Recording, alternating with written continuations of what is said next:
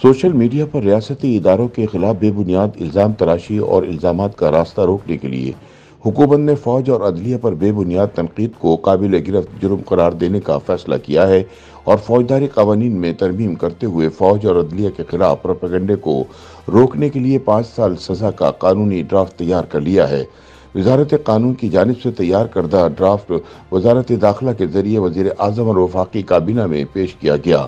फौजदारी कवानीन तरमीमी एक्ट 2023 के उन्मान से बिल में ताज़ीरात पाकिस्तान 1860 में सेक्शन 500 के बाद 500A की नई सेक्शन की तजवीज़ दी गई है, जिसको रियासती इदारों को जानबूझकर बदनाम करने और तज़हीक का निशाना बनाने का नाम दिया गया। ड्राफ्ट में कहा गया है कि जो कोई अदलिया, मुसल्लह अफवाज या इनके किसी भी रुकन को बदनाम करने या तज़हीक का निशाना बनाने की नीयत से कोई बयान दे या मालूमात किसी भी ज़राए से फैलाए तो इसको कैद की सज़ा का मुर्तकिब करार दिया जाएगा और इसमें 5 साल तक तौसीह या जुर्माने के साथ सज़ा हो सकती है।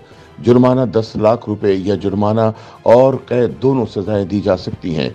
ताज़ीरात पाकिस्तान के शेड्यूल 2 में सेक्शन 500 के साथ 500A का इजाफा कर दिया गया है, जिसके तहत मुजरिम को वारंट के बगैर गिरफ्तार किया जाएगा और इल्ज़ाम नाकाबिल ज़मानत और नाकाबिल मुसालहत तस्वुर किया जाएगा और इसको सिर्फ सेशन कोर्ट में चैलेंज किया जा सकेगा।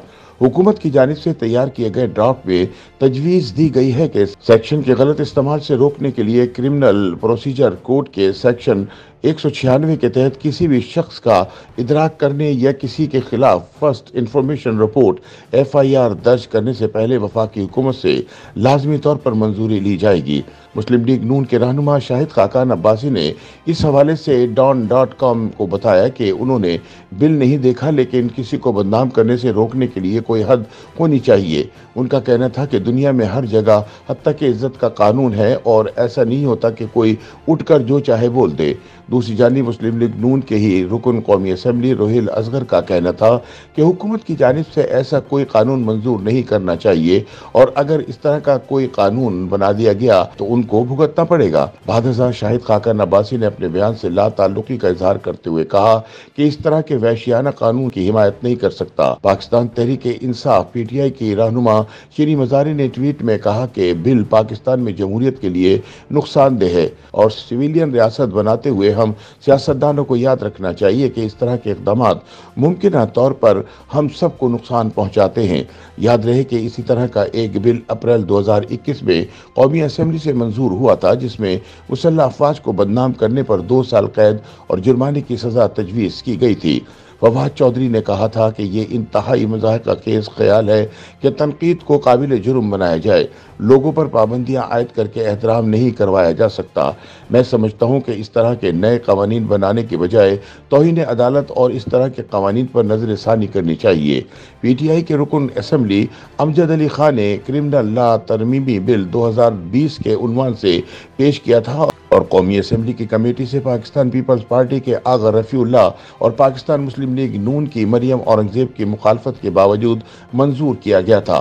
ताहम दोनों ऐवानों से मुख्तलिफ वजूहात के बाइस मंजूर नहीं हो पाया था।